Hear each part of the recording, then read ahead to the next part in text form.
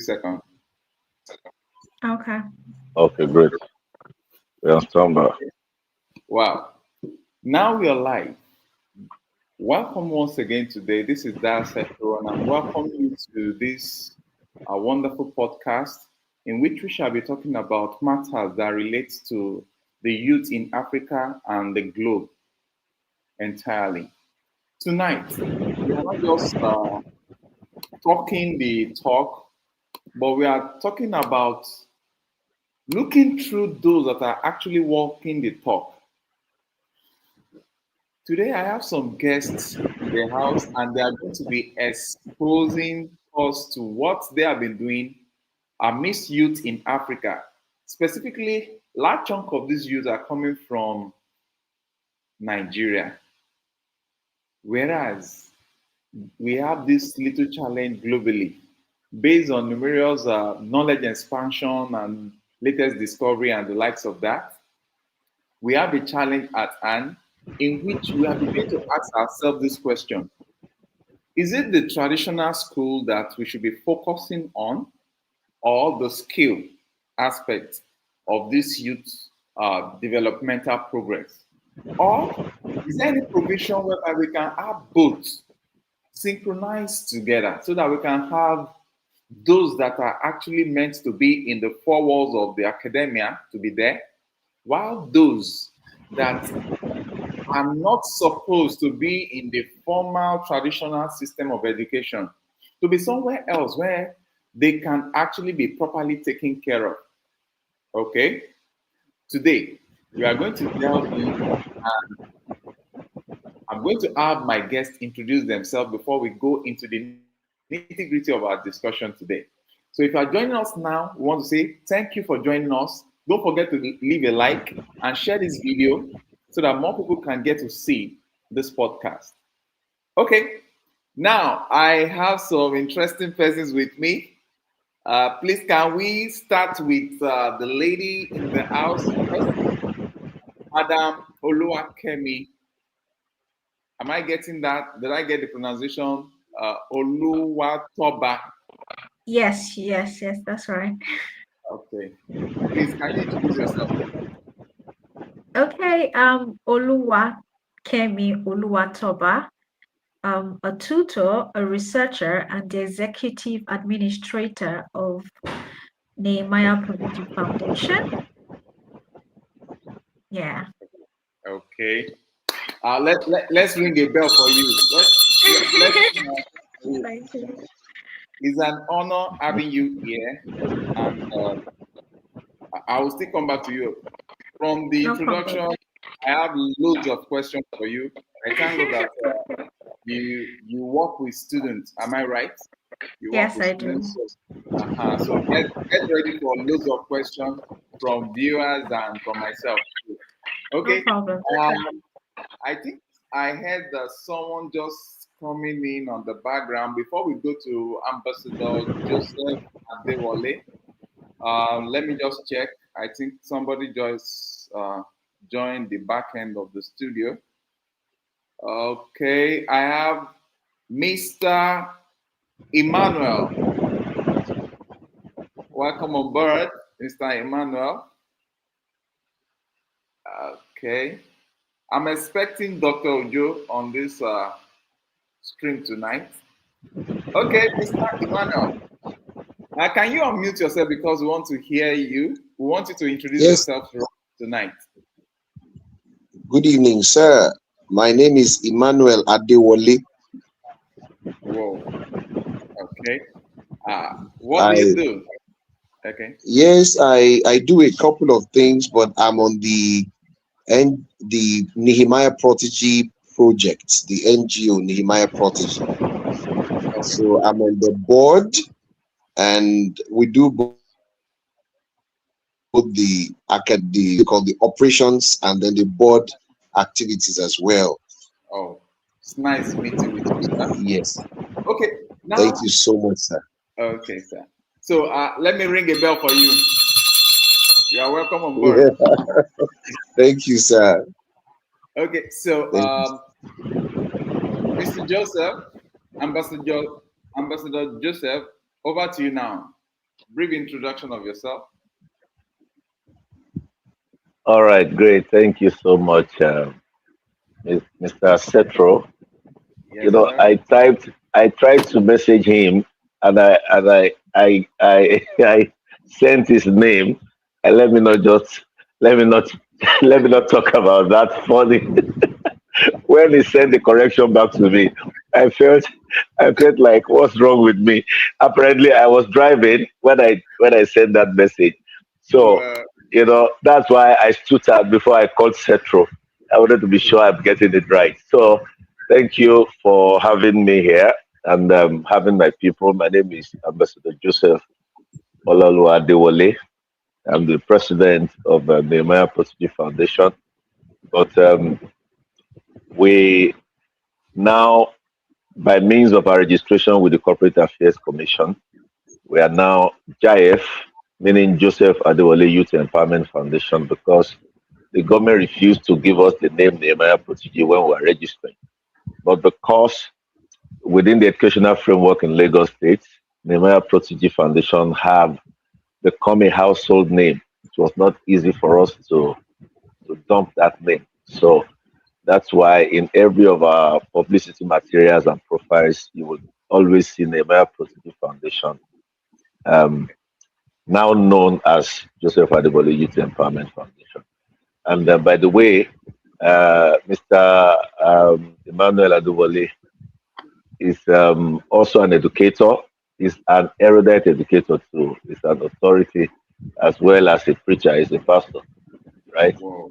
And Lady Kemi Oluwakemi Oluwatoba is our admin executive, like she said. She's a bookworm, right? Whoa. I'd rather not put her on the spot. Otherwise, I I would not tell you that she's in South Africa now doing her PhD. But no, I didn't tell you that, right? I didn't. But she's a bookworm, Sha. You didn't hear it. Thank you for not hearing it, right? And Mr. Emmanuel Adewale is one of our board of trustee members, and he does quite a number of things at the foundation.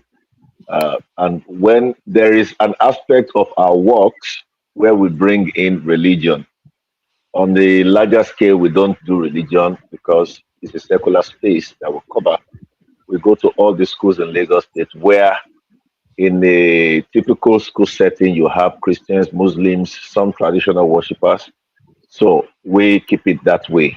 But whenever the need arises for us to bring students together as Christians, yeah, Pastor Emmanuel Adewale is on hand for all of that, besides the other work she does at the foundation. So thank you so much. Okay. Thank you so very much for that introduction. So we have someone in the building that is well known to us. He's no other person than Dr. Ojo, Job Ojo. Over to you, sir. And for Ambassador, this is your bell. Oh, thank you. Thank you. So, Dr. Ojo, you have the floor now.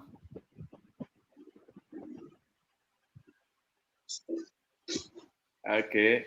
It's like our African people have gotten to Dr. Ojo's mic. We don't go can't. green.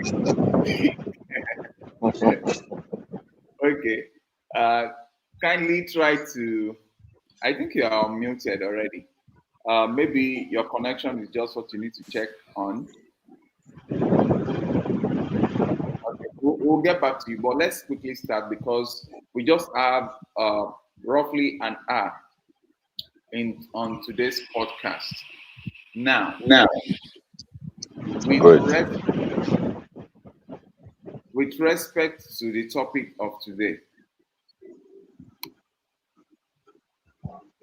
Dr. Joe, is your mic on now? With respect to the topic of today, I think Africans should be asking themselves this question: is it Harvard or business? Is it skill? And as God will have it, someone amidst us that are online today is actually doing a PhD somewhere. So just like as if I'm a prophet, I told her that we are going to deliver some questions for her to unravel to us. So, madam, kindly get prepared because we are coming towards your side with numerous questions. Now, based on the fact that what we have in our current world is the movement away from the normal norms of life with respect to working in a corporate environment, the likes of them, the world of engagement of either you or anyone is moving, is shifting away from this the normal 9 to 5 job function into what skills that AI might not be able to take away from us. So let's start with this question. Which would you consider as the most important? Is it skill or learning in the traditional four walls of the academia? Who wants to go first? As the moderator of today, I think I'll be starting with, you already know who I'm going to mention. Okay, the madam that is smiling. So you know yourself already. What to you? Interesting. All right. You asked which is more important, the traditional form of education where you have to stay in the four walls of school, and skill, especially because of the labor market. Which one is more helpful? I would say that the two actually go hand in hand. Now, I believe that our system of education, especially in our home country, has failed in some aspect. I think that is why we are having this question in the first place. We are now beginning to question, is education really that relevant? Is it going to put food on the table? But it should actually put food on the table if the system works. Schools, I know that at some point the Nigerian curriculum added art and craft to the curriculum. They added a couple of entrepreneurial skill providing subjects to the curriculum, but does it still work? I wouldn't want to favor skill over education because the school is a form of social gathering where we learn how to deal with people from different backgrounds. It might not give us the daily bread, but it actually also provide other form of education that we probably haven't been paying attention to. You are meeting people from different tribes, people from different culture. It is this interconnectivity that actually shapes you into whom you become in the future as you go into the labor force. So I can't favor skill over education. I would rather say that those in the sector of power should actually marry these two together so that we won't have to ask this question in the first place. But then again, if I have to say which one is more important, it is still skill, because your certificate will not give you food eventually, especially when there are lots of people who are still unemployed in the society. Yeah.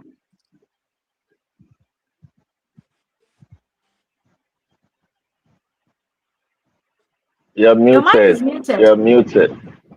Okay, thank you so very much, Mrs. Oluwatoba, for that Thank you.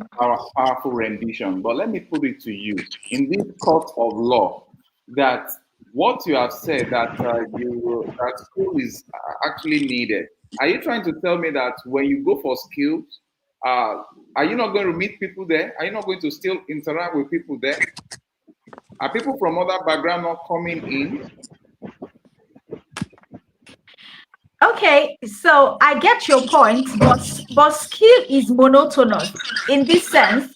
If I want to learn welding, You're going to teach me everything that has to do with iron, everything that has to do with handling this the machines, bending the iron, making gates. It is monotonous. But the school is going to provide you with other aspects. You're learning calculation, you're learning English, you're learning history, you're learning geography. We might not see it in the light of having a straight direction to, making money, but it actually exposes you to other forms. Yes, you meet people when you're learning skill, but it's still monotonous. School opens your mind to other aspects of life if the system is working anyway. Okay. But I can also put it, I want someone to rescue her out because the monotonous you are still talking about here, if you are going to the school, you are not going to study every courses available in the varsity. You are going to pick a particular aspect that relates to your field. And the same goes for, can someone try to mute and get a background interface somewhere? Okay, thank you. Okay, I think I'm suspecting where that is coming from. Okay, so when you are going to school, you are still going to have the same experience coming to place because you are not going to be studying almost everything. You are going to be concentrating on one. And you, as a doctor, I'm sure you are actually going to have your doctoral degree in a specific field. So now, don't you think that somebody that discovers him or herself early in life that this is what I want to study in terms of skill and goes for it, he or she we have what we call the ability to come out as a more specialized person from the beginning instead of going to study the y the x that you are not going to ever use. What's your Okay, take? if I Doc- if I may if, okay, if I may say something there, okay, am I admitted to say something? yes please. Okay, I think that you and Ms. Oluwakemi, very soon we'll call her Dr. Oluwakemi. I think you're actually saying the same thing. You see, it's just that our society is one where there is conflict of interest, whereas different organs and agencies of government who administer educational processes most of the times have personal agenda, and some of them, because they lack capacity, when anybody comes up with initiative to make these things work, they frustrate them. And I'm saying this from the point of knowledge that I have as a stakeholder. I may not say quite the number of things here, but I have had feedback, I've had reports that suggest that most of the time there are curriculum processes that were engaged but did not see the light of day that would have established a system where skill acquisition will be directly married into the curriculum such that whilst the student does the academics, they do skill acquisition at the same time. It may interest you to know that in China, even students in pre-primary cadres are already learning skills. It is state law. I mean, they can't miss it. And for those who have traveled, you will agree with me that in places like the United States, in Canada, in Australia, I've had these, because we try to consult for some organizations who does international students admission. And we have come to realize that in these places, rather than, whilst they appreciate the degree courses, what really sells in the market is what they call apprenticeship. Apprenticeship meaning that it's those who have skills that get the jobs, while those who go for the degree wait for the white collar. And that's what Miss Oluwaken was saying earlier. Why the labor market in Nigeria is not permissible to new people coming to join the market, because those on the queue have not even found a spot, let alone those who are coming. And so she said that skill, therefore, will take priority to a larger extent, because if you have skills, put food on the table. So what we need to do a as a nation, as a people, is to do all it takes to ensure that our curriculum is skill friendly, such that while our young people go to school, while they do the academics, they can also learn skills. I don't know if that makes any sense to you. Thank you. Okay, thank you so very much, sir. Now, they said somebody that wanted to fry now walk towards the fire. Ambassador, Yes. the question now, since you have exposed yourself, the question now is if skills and the formal education is what we are actually looking at today, and asking ourselves this question, that with the way the world is going. The line is breaking. Your line is breaking. Your Okay, line is breaking. I missed some of the things you said. Can you go over it, please? okay. Am I clear now? Am I loud and clear now? Hopefully. Okay, let me do something. What about now?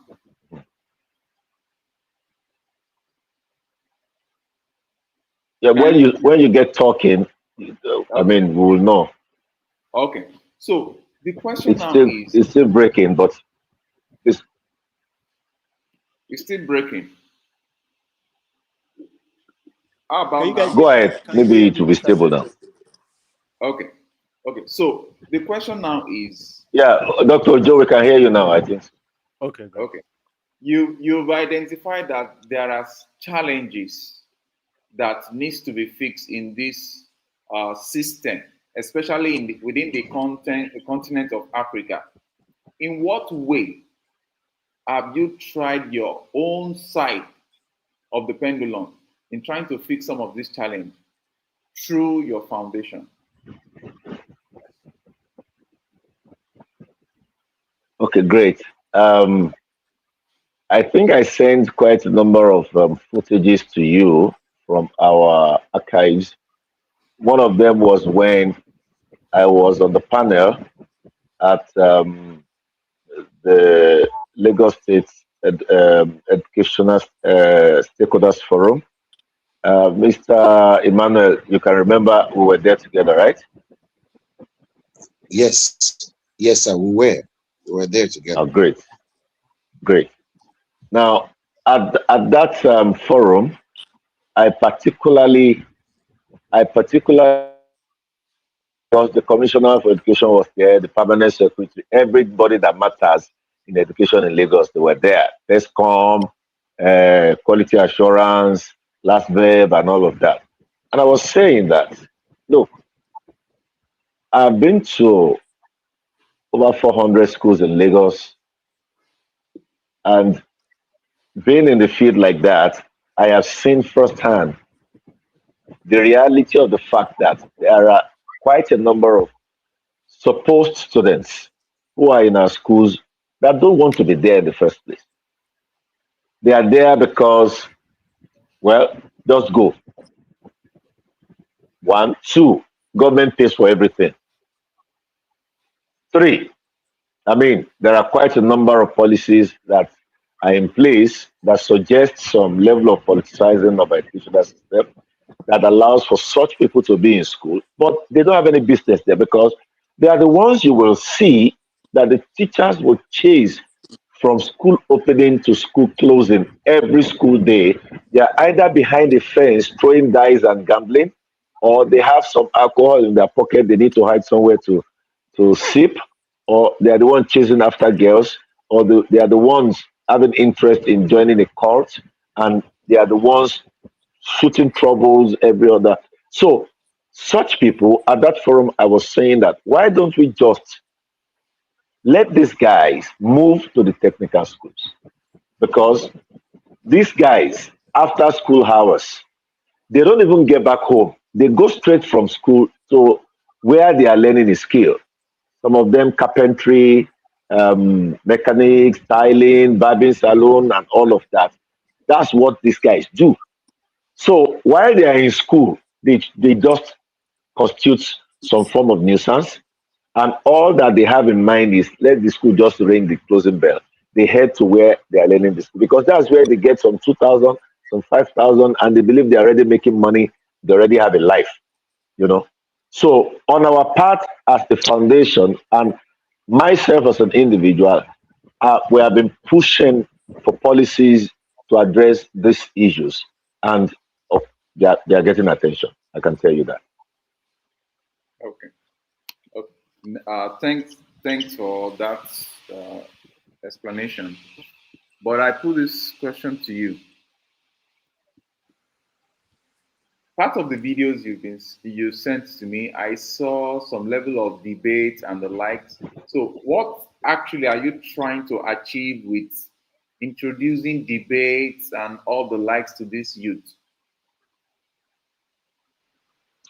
Okay, great. Let me be quick to say that some of the projects that we have, we are not the first to do those projects. For example, the debates, we have quite a number of projects, but there are some of them that are very, very peculiar to us because of our value, our core values as a foundation. Now, the debate that we organize is so that we can consolidate the efforts that um, is already in place to get the students, these young people, to know that there is a lot that they have locked up inside of them. And some of them just need platforms to express themselves, you know. So sometimes government cannot do it all, you know. They have running costs. They will not go beyond whatever fund they have available to do stuff before they even think of debate. Some of the times, debates may just be some form of necessity that they just have to, make happen. But people like us come in to fester what the system already have in place, you know. And the idea is so that we can consistently engage these young people to make them understand that, look, don't think that education is a scam. Stay here. The skills the skills are very, very critical. They are germane, but they need to set priorities. And how to set priorities is to make them understand that there is a lot of attention you need to put here, whilst you also put some attention on the other end. So the last editions that we had exposed me to even more knowledge of how much we have underutilized the capacity of these young people. You know, last year the theme for the debate was the power of the mind. This year the theme is brain task. I mean, we want these young guys to task their minds, task their brains. They do wonderful things, but you must push them most of the times. That's what we have found out, and that's why we're doing what we're doing. Thank you. Okay. Thank you very much. Dr. Ojo, this Yes, this sir. is for you. In what way, in what way do you think that what Nehemiah's Foundation is doing, going to several schools, always having in their face about over 30,000 youths per week, per month? How do you see this culminating into a transformed life of this youth?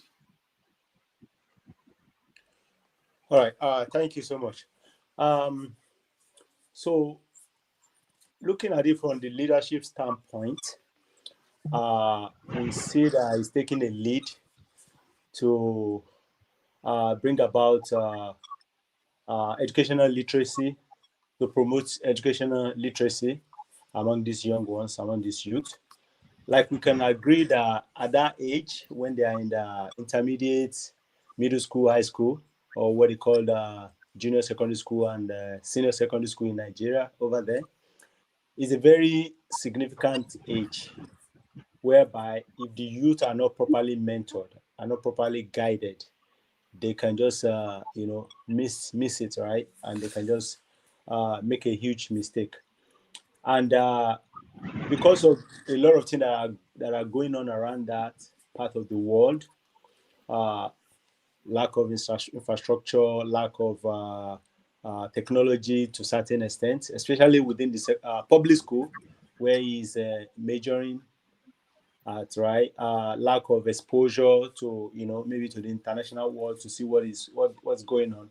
So it's very easy for them to be left behind. So what I think he is doing is that bringing that awareness to them, right? From his experience, exposure, training, himself having passed through similar system. So bringing those years of experience to kind of engage this youth, to let them know that, yeah, they can actually judiciously use their time productively. And those debate that he's giving them, I believe, is such that will trigger their brain to think, right? To think beyond the four wall of the school, beyond the routine as routine aspect of just going to school, meeting with their friend, and like you said, some of them are not even interested in being in school because they want to just focus on the skill they are learning or the training they are doing after school, the technical part of the things that they are doing after school. So they go to school and just while away time because it's like kind of mandatory for them or their parent compulsory, make it compulsory for them to do that, right? So what he's doing can transform the life of the youth, right? To make them actually start thinking, right? To make them actually, start challenging themselves, to develop not only communication skill, right? Also social skill, right? Also critical thinking skill, right? So, and those are needed in the real world, right? They're needed in the world of work in the society, right? Leadership skill, right? Because when they're able to step forward to present their case, their argument, their part of the story in a constructive manner, in a constructive way, right? And somebody eventually win the debate. Even those that didn't win, we still learn one or two things from the other, right? So it's kind of it could help them develop communication skill, effective communication skill, dialoguing skill, uh, negotiation skill, right? Mediation skill. Mm. So there are a lot of skill they could take away from that, even unknowing to them, right? We see that if you look at what's going on around the globe, it gets to some point, even at the peak of leadership, where people cannot just see each other face to face. They are either ready to kill themselves, blow themselves up, or whatever, and then a third party has to be introduced to mediate, to bring about a dialogue and atmosphere to meddle to help resolve the problem, right? So those are valuable skills that they are gaining, right? And those exposure I think is great. Okay. Thank you, Dr. Ojo. Thank you for trying to save a project with your exposure level as a doctor. Okay. I'm now going for Mr. Emmanuel. Mr. Emmanuel, the question is this. Do Yes, sir. you think Africa should still allow ourselves to be flowing in the traditional system of education when the world is already moving towards AI, automation, and the likes of the robotics? Whereas we still have these children in Africa being confined to the four walls of the school. They are being taught how to speak a foreign language that does not actually belong to the fatherland before they can even start using their brain to now analyze what they are supposed to learn using another person's language. What's your take on this? And how is your foundation trying to see how to resolve this challenge? All right, sir. Thank you so much. And thanks to everyone who has been part of this wonderful discourse. Can you hear me, everyone? Very well. Very well. All right. Thank you. Thank you. So Emmanuel, I need to say this. Yes, sir. just a minute. Somebody just Yeah. entered the building. Newbie me. Hi, family. I'm My so goodness. I My am good. so missing the Central's vlog. This is so exciting. Wow. Let me I'm just listening. tell you. Let me tell you guys Welcome, that newbie me. tonight Hey, is going. Tonight is going to be hot. We have Newbie me here. So Newbie me, I'll get back to you. take Just your time. get This is your very get your exciting. question ready. This, Emmanuel, yes, you sir. Yes. can continue now. All right. So the first thing I want to say to us tonight is from my personal research and from what I have learned over the years, and also as a clergy, I'll speak to you from that standpoint that from time immemorial, you realize that the generation that came into this world after creation, that generation that came directly under God's oversight, I call them the theologian generation. And that generation had direct access to God's knowledge and God's instruction. Of course, at a point, there was the other people too from the other end. But you realize that at the end of the day, this generation birthed another set of generation, which I call the philosopher generation. These philosopher generations didn't really receive the theologian generation as they were. But what happened was that they generated ideas from their predecessors and then they became philosophers. Now, the philosopher generation has given birth to another generation called the industrial revolutionists, because we realize that when knowledge precipitates well, it gives birth to discoveries and creativity. And that's why we came about with the industrial revolution that history tells us about. It was then after the industrial revolution, we have what we call the education generation. Because when everything that those guys discovered, when they're going to be when they're going to start teaching it, then they have to organize a system which gave rise to what is called the educational system. So you find out that the education itself we talk about today from the beginning is not started from a generation called the theologian generation. And I say this because I believe that education enlightens the mind, but skills enlightens the hand. Skills will make you have something you can offer so that you can earn something for a living. But education is deeper than that, because education talks about how to make the holistic man useful to his generation. Someone may be very skillful but may be very wicked. Someone may be very skillful but may be very mean. So yes, we understand the importance of skill, and of course, the advent of AI or the discovery of AI has put everybody on their toes. Curriculum creators have to go back to drawing board, but then we must understand that it's important for that place of education not to be removed. Because if we take or lightly esteem the place of education, you realize that we can have men with skills, but not with so much ability to help the world, in terms of kindness, because that's part of education, in terms of wisdom, in terms of social life and creativity. I think personally that we should have a way where the two meet. Yes, you talked about how the African schools are meant to catch up with what is going on in the world out there.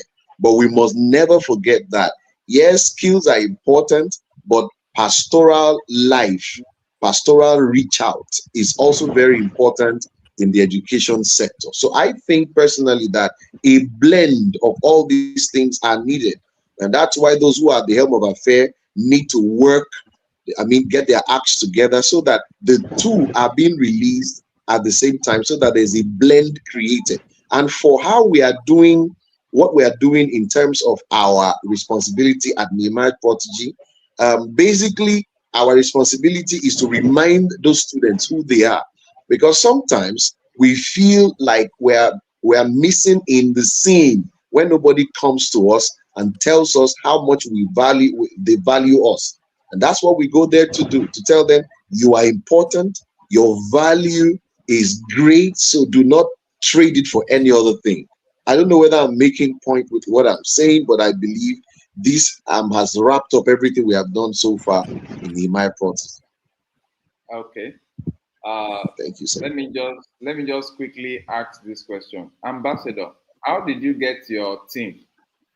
Did they have to write a TOEFL exam before you selected them? I thought I will ask question that will nip Emmanuel in the bud, but it was just like dishing it out to me. He even went historical overview and analysis. So that's a wonderful one there. But I still want to say Thank something. Maybe you. at the end of the day, we might find ourselves in agreement. For example, I am one that you made mention of the fact that uh, the formal education enlightens the mind and the likes of that. And someone that went for skill, maybe their mind might not be enlightened. Mm. But we also discovered that larger percentage of the people that have been ruling the African countries, majority of them have been schooled within the four walls of some certain universities and the likes of them. Yet the story of Africa has not changed for the better. So I beg to put a question mark on that aspect, but me and you will slug it out before the end of the show. But I discovered something even while I was in the banking sector. I took 3 months out, leave of absence, to go and study fashion design. So why did I do that? I realized something. Working in the HR, I discovered that majority of the time, skill might be the best way to live the life that actually fulfills your destiny. So, what is your take on this? Nubini, over to you. What's your take on this, skill or the traditional schooling system? Which would you prefer for the African youth? I'd actually say skills. I think skills are super important. I mean, I'm not saying the traditional education system is not important.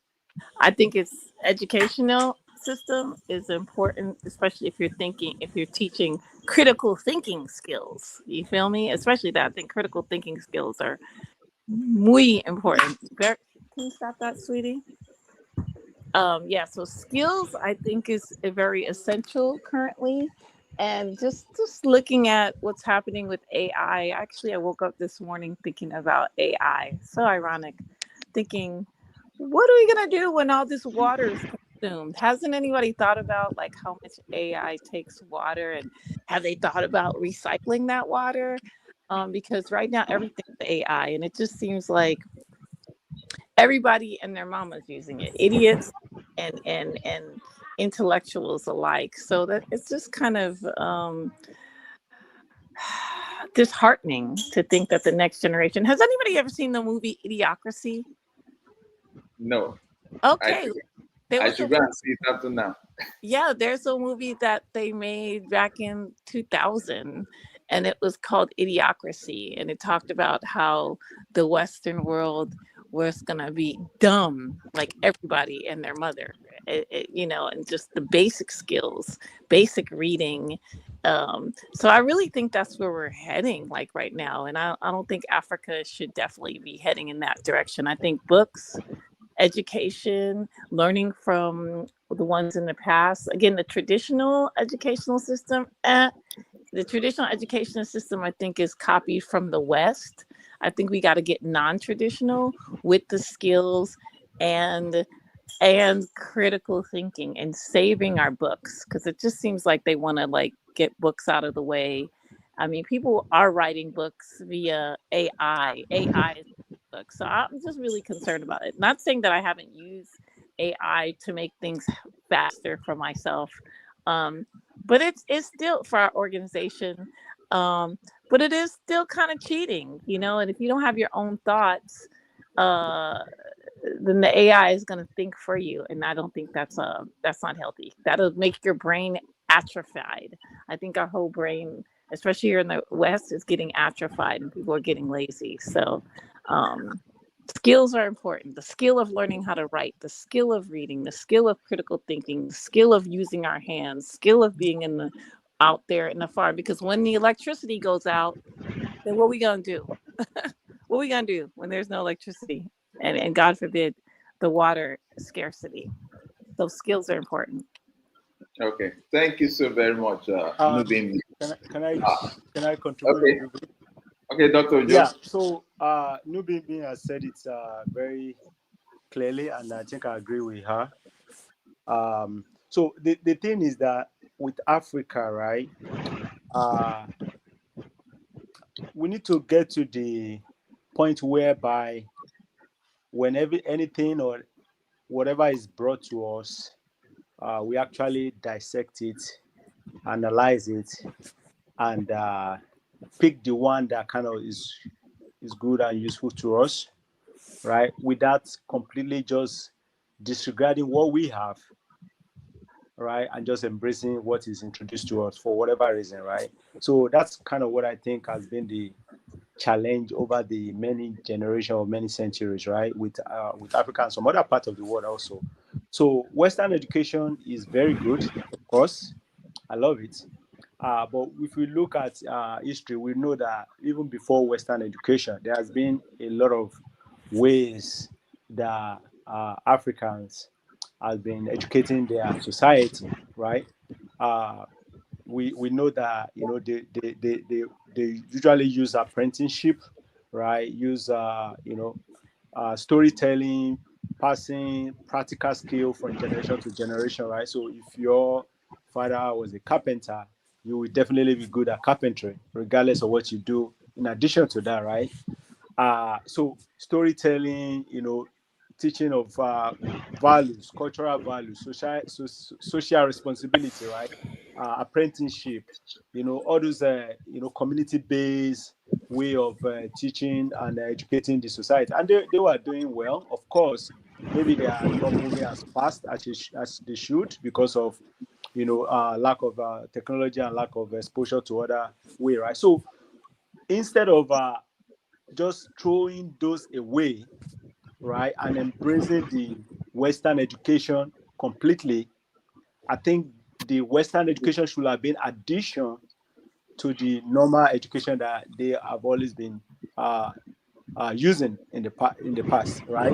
So that's one thing that I need to be looking to, even when we talk about the future and talking about AI and stuff like that. So we don't want to get to where AI is doing a lot of things, making life easy, and then we just throw both the apprenticeship, skill acquisition, formal education, we throw everything away and embrace AI, and then that's going to land us in a whole lot of stuff. So I'm going to point at that, especially to majority of global East African nations and stuff like that, to be aware of that and to learn from the past, right? So we notice that the formal education is not bad in its own because why skill acquisition focus on practical skills, focus on ability to be able to solve real world problem, right? Create something, right? If you say you're a carpenter, we can actually see that you have made certain product, right? Seat, chair, and all of those, right? You are doing actually that, right? Compared to somebody that go to school to study building or some kind of education that relate to that cannot even show anything for it, right? Just have the knowledge and can do the math and the calculation and can tell you everything in theory. So the formal education, the traditional education, I think it just help structure knowledge. I think that's what they focus on, structuring knowledge and packaging it and structuring it, right? And focusing on critical thinking, like Nubi means talk about, right? That's why we have all the debate. They made you to write big exam, you write qualification exam, you take quizzes every now and then, take terminal exam before you move from this stage to another. You take one big exam, international exam, and all of that. So they are packaging the structured knowledge, right, and promoting critical thinking And they are also focusing on solving problems, but not necessarily real-world problem, which the practical skill acquisition and practical education, apprenticeship, and all those mentorship focus on solving real-world problems that affect day-to-day human being, right? The traditional education focus on solving problem, but not necessarily real-world problem. And even though it promotes critical thinking, we realize that because of AI and other kind of way, people find a way of not even applying that critical thinking skill. So application is also another thing that most part of African nation are not also focusing on. They just gather the knowledge, put it on their head, not focusing on application of it. So they are not able to now convert those structured knowledge to the usefulness of solving problems and targeting real world problem. So that those are where the disconnects are. So it is very good to have the traditional education that teach structured knowledge, critical thinking, social skills, and all of those, right? And it's also good to focus on skill acquisition, technical education, apprenticeship, and all of those, right? But for Africa, I think they need to focus more on the skill acquisition more, because the traditional education can be achieved at any point in time. All right. At my age, I can decide to go get a bachelor degree in engineering. They will still give me admission if I have the requirement, right? If I meet the basic requirement, right? But at my age, it might be difficult to start climbing the ladder to, do some carpentry work and stuff like that, right? Because the age is telling, right? You see what I'm saying? So skill acquisition should be the first thing to be introduced to the youth, to any society. Skill acquisition, practical skill, apprenticeship, mentorship, solving real world problems should be the first thing, right? And then the traditional education can go on concurrently, or could be added later. You will not get it wrong that way, right? You won't get it wrong that way. So those are the things I think we need to focus on. Okay. Thank you so very much, Dr. Ojo. I have this question for those of you that studied in this, that started your life in Africa, especially Nigeria. And if you are part of those that attended public school, raise up your hand, please. I did. Tell me something. Oluwakemi, you did not attend public school. Only at university level. Elementary and secondary school were private schools. Wow, you missed out something. What you missed out was is this experience. They call it LTP. How many of us remember that? Is it LTP that you go for carpentry for this? It happens on Tuesdays. Every one of us, we just file down. Those that want to learn woodwork, they will teach us. I remember making my first wooden tray, from beginning to the end. Those that are interested in fashion, there is machine for them to sew and the like that. They do that on Tuesdays. They'll just file maybe one Tuesday per month. File everybody down to the LTP. You do your craft thing. It was from that period I know that, I actually, apart from being brainy, I actually love to do things with my hand. And that was why when I got after my graduation at the bank, I was just like, you know what? After seeing the way that they will terminate somebody's employment, and in the next few months, his or her life nosedive, start looking old, and most of the time they just pass out after a short period of time. I said to myself, I'm not going to go through this circle of empty life. I want to actually own something that I can say, this is me doing it. And today, I retired at 35 to start doing things by myself. So, skill is very, very important, because we are wrapping up now. We don't intend to stay long on this. Skill is very important. And surprisingly, my people, Formal education is also very, very important. But where Africa is getting it wrong is the inability of the system that to be able to marry the two together Yes, sir. at the earliest convenience. When I mean at the earliest convenience, at the point whereby the brain of this youth is still budding, looking for engagement and the likes. We are supposed to marry the two together because I remember my statement when I was graduating from the university. I was a class rep, and in the yearbook, I wrote it there. I said, you know what? We are not just in the university to just make grades and everybody goes home. No, we are in university solely for connection. I'm sure some of them did not understand me because everything I did in that university, funny enough, 70% of it I did not study it in while at school. I did all my study back in the house. So all I was just able to do was to make friends, useful friends that today some of them are high up in the what's it called police academy and the likes of them. So many of them are now top-notch persons in oil and gas and the likes. Those are one of the major advantage of going to school. Relationship. After that, every other thing that you've read is secondary. Because when you even get out of the school, you will discover that majority of those that we organizations that we employ you, we just employ on flat base. The main thing they are after is what can you actually perform this job?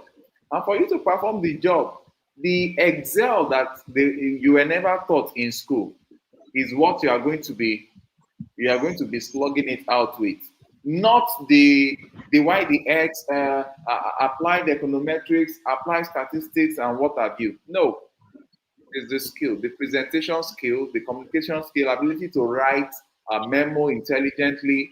But look at it today. This is where the challenge now is.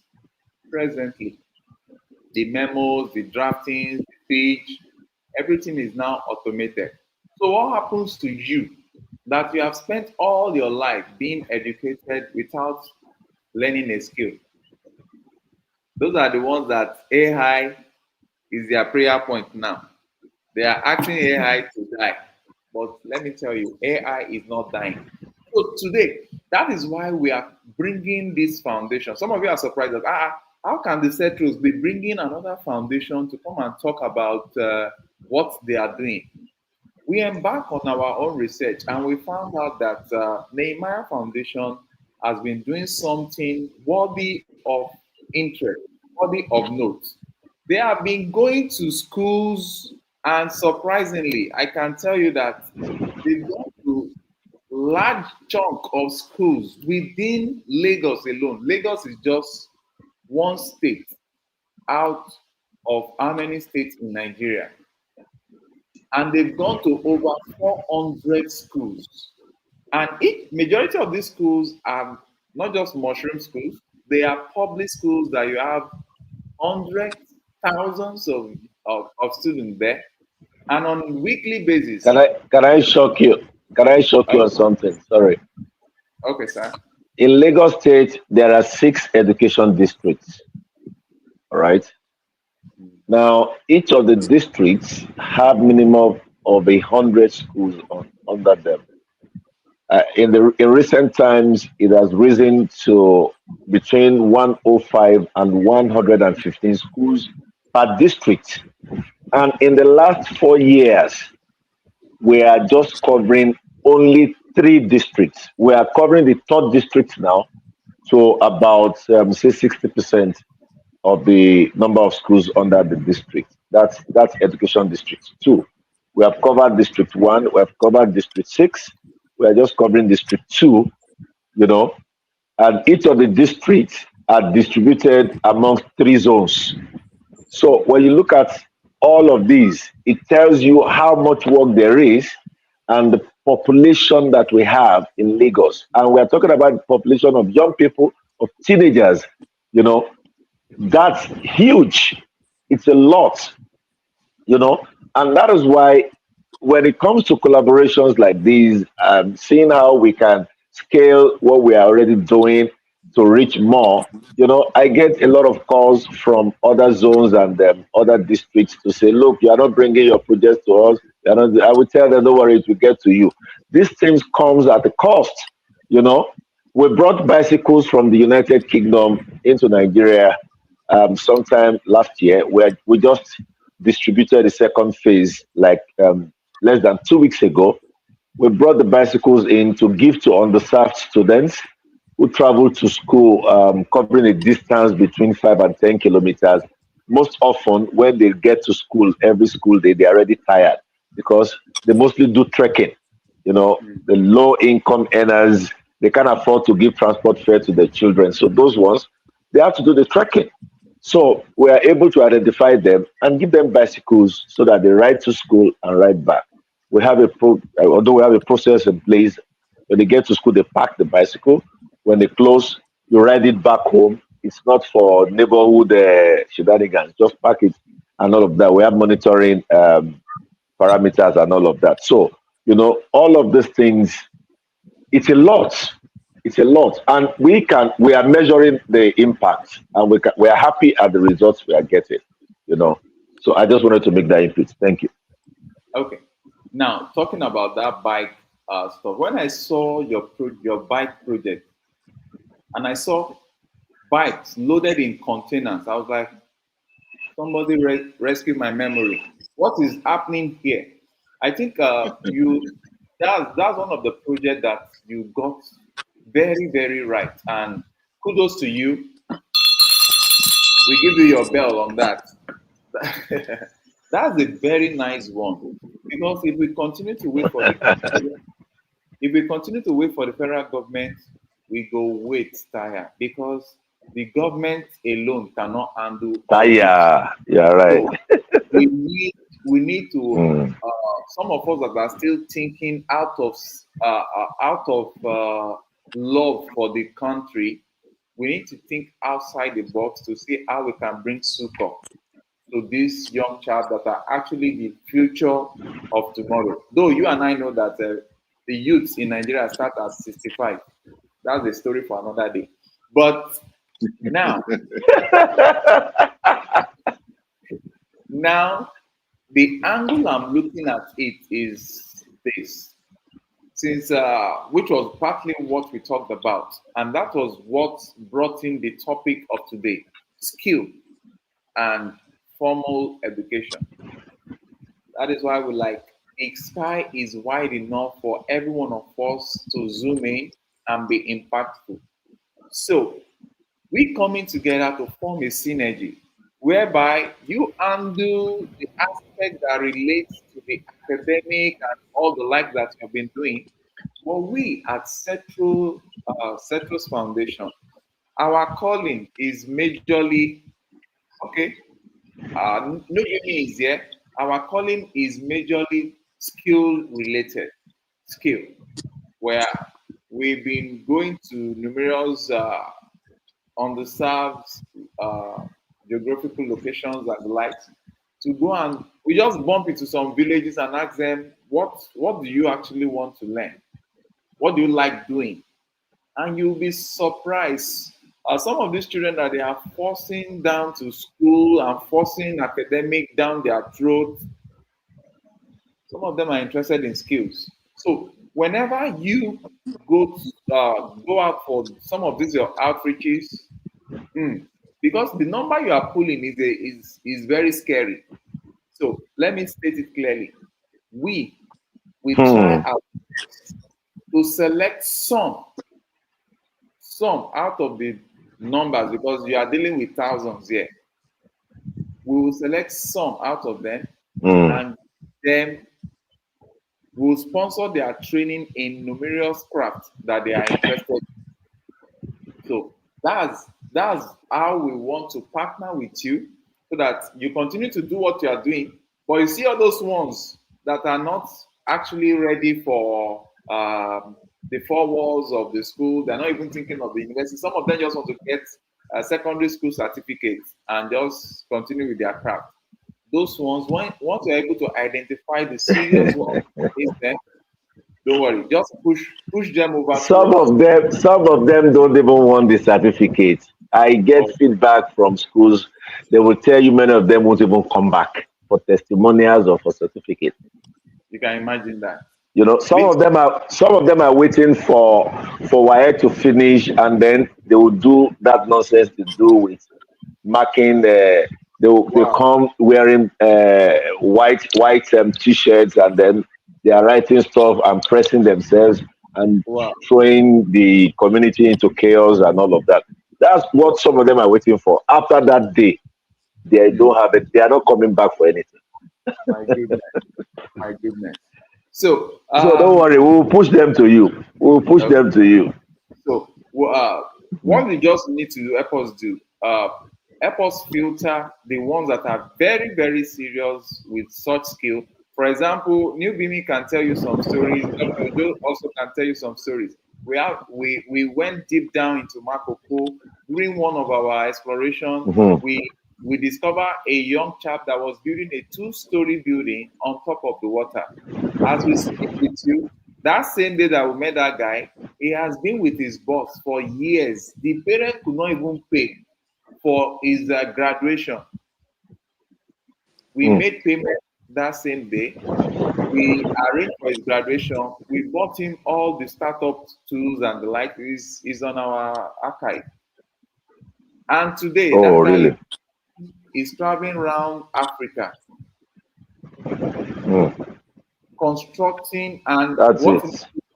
constructing buildings and all the likes, every woodwork in the building and the likes. He now went to even study upholstery. Now, hotel, one hotel gave him job to do in Lagos. I think another organization that looks like an Mm. hotel gave him stuff to do outside Nigeria. So those are the ways of pulling these youth. And those that are interested in the academia, you guys are already doing great.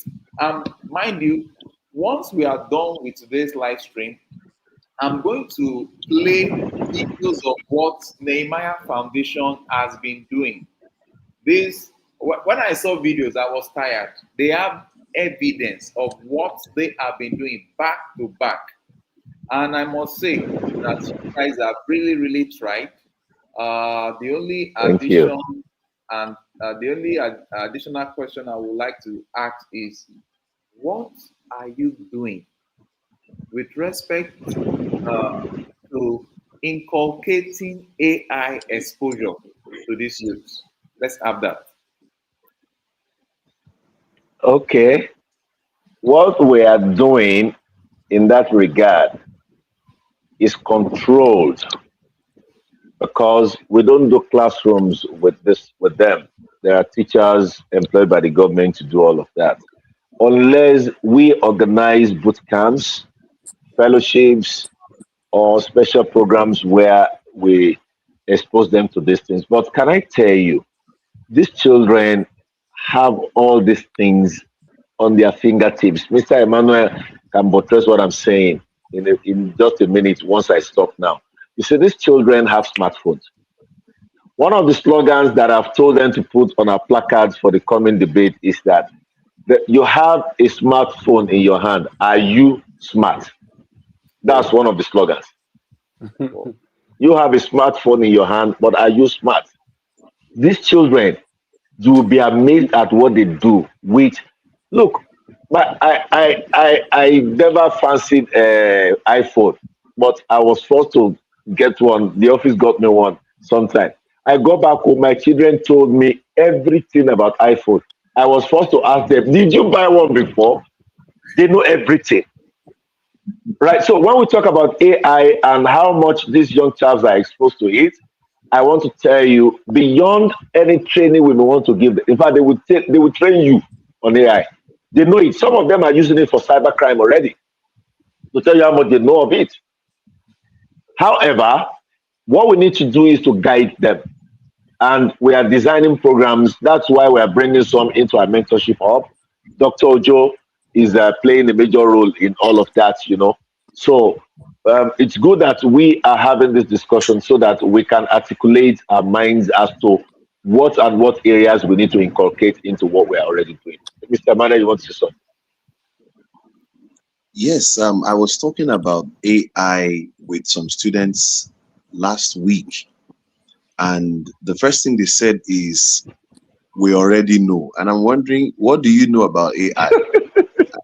Then they asked me, "What do you know?" You tell us what you know, then we will tell you. And I realized that they know so much as I do know, and I felt threatened a bit that, okay, is it like I am the one being slow this time because I'm trying to give you some skills or some information, and you are telling me which aspect of the knowledge do you Do you? and I was thrown off balance. I mean, Mr. they know Emmanuel, how to use. Yes, sir. Mr. Emmanuel, I hope you did not mention Chat GPT to them. No, no, no, no, no, sir. I could not even mention ChatGPT because of what they told me that ChatGPT is old school, Oh, and then old school. Yeah, they began to tell me, do I know how to configure Copilot? Ah, okay. okay. No. Have I? Mhm. How much do I know about cloud? I said I know cloud. They said, do I know how to use it well?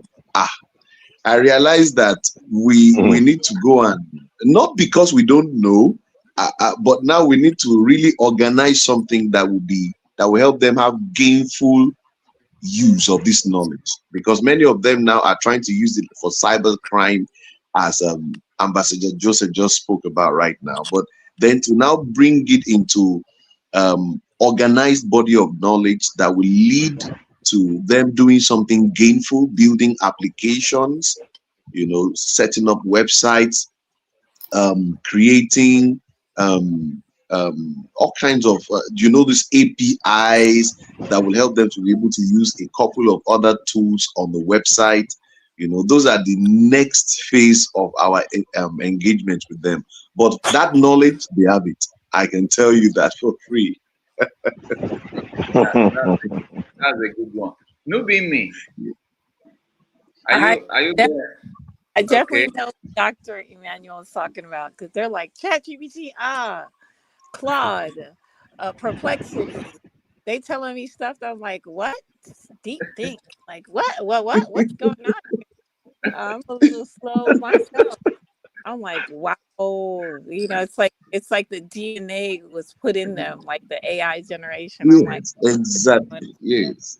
um, but at the same time, like I explained to them, these things are tools. They're assistants, but they shouldn't take over. Like the doctor said, you have a smartphone, but are you smart? Are you intelligent? So really, Mhm. just pushing the learning and the reading, and also letting them know that Chat GPT and these AIs don't always tell the truth. You know what I'm saying? So if you don't know Mhm. that you're being fooled, you may be fooled. And then the new thing now is how to prompt, Mm. how to ask the question. Yes. Like, okay, how do you prompt? That's like the new skill, and everybody and their mother is doing a workshop on how to prompt, how to ask the right questions. It's almost like, I'm sorry, it's almost like the cyber Ouija board. You feel me? I'm not saying skills are not important, but sometimes I'm just like, where, you know what I mean? And then all this stuff is being, we're training, like my son says, we're training the AI, that it's us, it's our knowledge that the AI is learning. And then, Really? yeah, Really? Interesting. and taking, and then Interesting.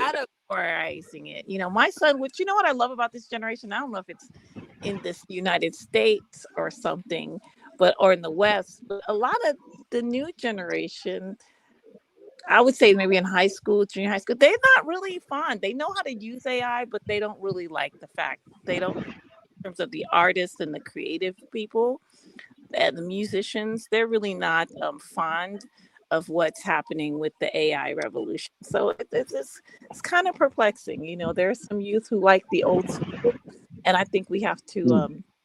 incorporate that. But again, the point is when the electricity go down, what's your AI, what chat gonna tell you? What Claude gonna tell you? when there's no more water, what's on? What's going to happen? You know, so I think we all need to learn, but like the doctor says, I'm learning from these youth too. I'm like, oh, do this? Oh, okay, what? Huh? You know, there are some things that are tedious that this tool are helping us to get, but we really need to get into the critical, like I said, critical thinking and understanding what's happening. The little stuff, yes. Let's have that balance. But I did find out that a lot of people here in the West are losing their jobs because of AI. True. So there's a lot of unemployment because of these tools. And I recently heard that a lot of these companies are going to Africa too. I don't know if this is what I've heard recently, that a lot of them are leaving the West and coming and going to Africa. So all I have to say is save me a house. That's true. And a job. You're always welcome. You're always welcome. And hook me up with a job, Centros. Hook it up. Hook it up. You always have a home. No, be me. It's not you asking now. We are the one waiting for you to come down to Africa. Let's host you. The homeland where we teach AI how to make soup. Hallelujah. Hallelujah. We still need the skills, labor to make it, right? No robots making it. Photographers. Authentic. Photographers no longer have their jobs. Photographers no longer have. My last birthday, I didn't have to engage anybody for a photo shoot. You know, I just input prompts and I have the best pictures in the world. You know, good thing you couldn't even tell whether it was AI or it was a photo shoot. It looked so perfect, you know. And something like I like to say something to what Dr. just said earlier about the relativity between the academics and the skill acquisition. You know, there is a tribe in Nigeria called the Igbos. The Igbos, he said that there is a way that we have engaged in education before the West brought their curriculum to us. You know, and that's true. Till tomorrow, the Igbos will bring a tiny boy from the village. He gets into the city and becomes an apprentice to somebody who sells electronics, who sells fabrics, who sells whatever. And right there, the boy grows into a business mogul naturally like that. And, you know, these guys will just become professors at business administration right on the street, even better than those within the four walls of the university or a tertiary institution. And naturally, these things are there. And that gives us a better idea or perspective into the relationship that the academics and skill acquisition has. That is why we need to ensure that our curriculum has at least 25 to 30% inclusion of skill acquisition in our schools. A young boy was always going with the father to their fabrication workshop where they do welding, you know, and the boy grew from there, went to the secondary school, got in the university, read an engineering course, came back to the local fabrication shop and turned it into a company. What happened? He got education plus the skill he had acquired just by staying around the father. And, you know, today now they write proposals and get contracts from multinationals, right? Just from, so like I said earlier, we are doing the best we can with the government. We are engaging the government. We are a stakeholder and we've earned our place and we continue to push for this thing. Thank you. Okay. That's a good one from you. Now, months after the successful conclusion of the inter-secondary school debate themed The Power of the Mind, a special ceremony was held to celebrate outstanding achievements and recognize those who contributed significantly to the success of the event. This gathering reaffirmed the commitment of organizers and stakeholders to promote academic excellence and youth empowerment. It's a landmark event which was done out of absolute intention. One, to encourage this young generation to know that there is value in doing what is right, and particularly to let them understand that at this stage of their lives, what should matter to them most is their education, and to make them understand also that there is a lot that they have locked up inside of them that they need to explore to bring out the best in them. As part of the prize for literary excellence, certificates were presented to outstanding students, while teachers and district officers under District 1 of the Lagos State Ministry of Education received certificates of recognition and honor for their dedication to academic excellence and mentorship.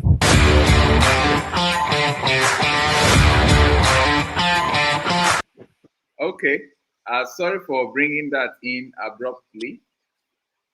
My intention was to just bring it in and let it run quietly, but the video decided to show itself to the world. When I went through when I went through lots of your videos, I am so proud meeting with you through Dr. Ojo, and as such, I want to appeal to our followers that might be seeing this video much after this live stream. What we are doing is we are forming a synergy with this reputable foundation. They've built their infrastructure in terms of connection to the government that are actually handling these schools. And as such, they are always in the face of thousands of persons. So all we are going to do at Cetro's Foundation is to see how we can uh, have a proper arrangement with them whereby they screen out the unserious ones that want to waste our time. They screen them out and give us the ones that are actually needy, that are interested in crafts. And mind you, some might even be interested in craft and they are still academically sound. Those are the kind of youths that we want to just bring out and support them so that they can learn the skill of their choice while they are in school or when they are done with school, so that we can have a positive impact on the continent of Africa and the world beyond. So the discussion this evening has been tailored towards between the formal traditional system of education or skill. The truth is that you cannot be balanced on one leg. We need both because that is how the rest of the world that are advanced today. That is how they have been able to stabilize their citizen, their economy, and they've been able to give back to the world. So, with this being wrapped up in the next 5 minutes, each and every one of us just have 40 seconds to wrap up on this particular idea that Nehemiah Foundation is bringing to the world in terms of making these youth realize that regardless of the fact that they are going into this public school that I call a war zone in Nigeria. It was not like that That's while we true. were there, but now it's like a Mm. war zone. You have large numbers of people that should be studying Agberu, if you know what that is. You're I right, so purposely you're right, so. find them out there, and by the time it is 2 o'clock, I don't want to be around any school environment because they are like hooligans being released from hell. They can do anything. But this foundation has been, You're right. I want to say, you have been going through a lot of risk, going into the midst of this. I don't call them You children. you just you just hit the nail on the head with that statement. Yeah, You're very correct. is because I see them as, oh my God. Sometimes Mm. I even have to rescue, try to rescue some other schools that are private school from the hand of this. You need to see the molestation, open molestation and the likes, just because some of True. them have business in that school. Some of them are supposed to be in craft. All those their energy, by the time they use it to drill some metal, they will not have the power to be so disruptive to the society. So I give kudos to you. So what I'm saying in a nutshell is help us get these few that are serious, and Settle's Foundation will take care of their in learning in terms of We'll do that. craft and the likes of them. We'll do And that. for education, if you're able to get certain concentration of those that are already learning, we can work out with what we've done before. We can work out a system whereby we get a particular um, shop location so that we set up whatever they've learned. Maybe like 5 persons that have learned tailoring, we can rent a workspace and place them there so that they are actually Oh, making money from the crafts they've mm. learned. So, with that being said, I want to say one by one now. The last person to talk is Ambassador himself. Let's start from our doctor. Doctor, doctor in the making. I'm calling you doctor already. That's Oluwakemi. my doctor. Yes, Yeah, so that's my doctor. you must invite us to, during your inauguration. Okay. So and you have the floor. how many of you notice? How many of you notice that tiny voice? Very tiny. I didn't want to Okay. I didn't want to say anything about our tiny voice so that they won't ask me to go and sleep on the couch tonight. All right, thank you so much, the Cetros, for this opportunity to showcase what we've actually been doing in the foundation. And the work still continues, like Ambassador Joseph constantly says, the work continues. We are hoping that people are willing to support us because we cannot do this by ourselves. It's overwhelming, trust me. If you have to deal with thousands of people, you have to make provisions for all of these things. So we implore those who are going to watch this, support us and put us in your prayers, and we'll continue to make you proud in the foundation. Thank you. Wow, thank you so very much. That's well delivered. Before the next person comes up, let me tell you, foundation team, especially those that are actually doing it genuinely, it is cost inclined. It is very, very, Heavy cost at that. yes, it's very, very demanding. And as such, I'm trying to post here. If you want to support, if you like to support the foundation, these are their details right here. Support Joseph Adewale Youth Empowerment Foundation. Their bank account is GTV is just right there. So if you want to support what they are doing, helping the youth from numerous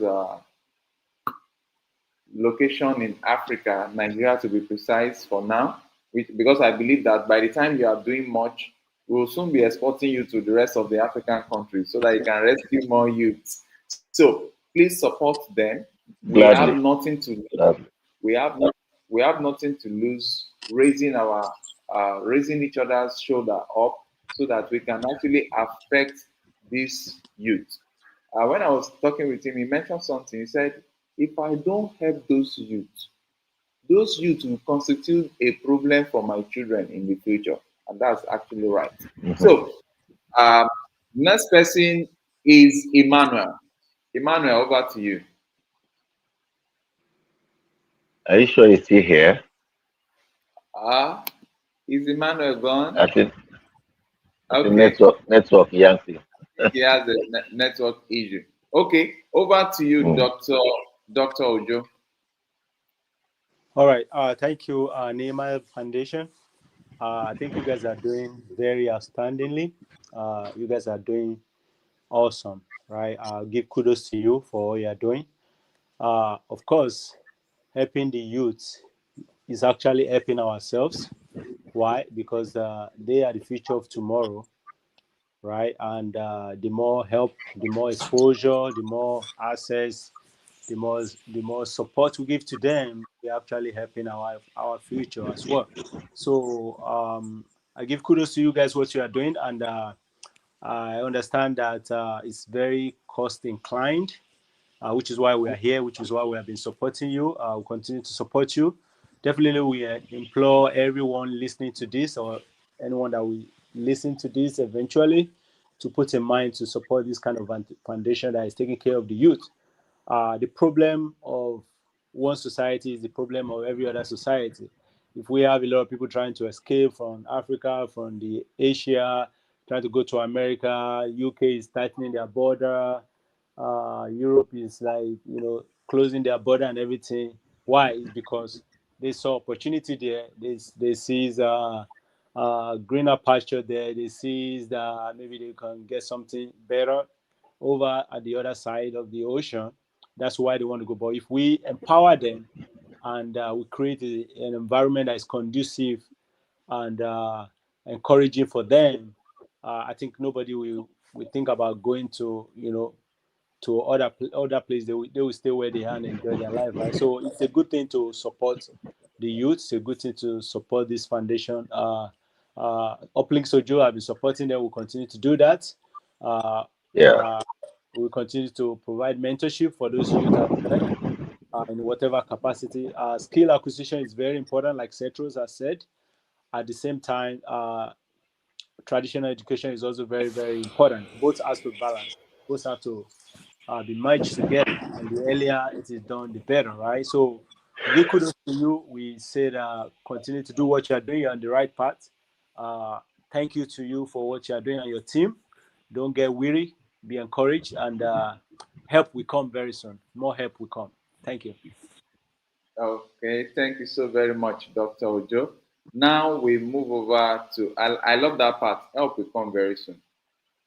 And the help will even, some of the help will even come from the Cetus Foundation itself, not just the member. So we'll see what we'll be able to do to support what you guys are doing. Because if Thank we you. cannot, the truth is that we can't, Cetus Foundation cannot be everywhere. So if we have you, you are covering some part for us, Abba, no matter how little, we'll see what we can do to support what you guys are doing. Newbie me, over to you. Yes. I want to say congratulations as a Nigerian via Haiti, IET. You know what I'm saying? As people on the Western Front over here, I thank you.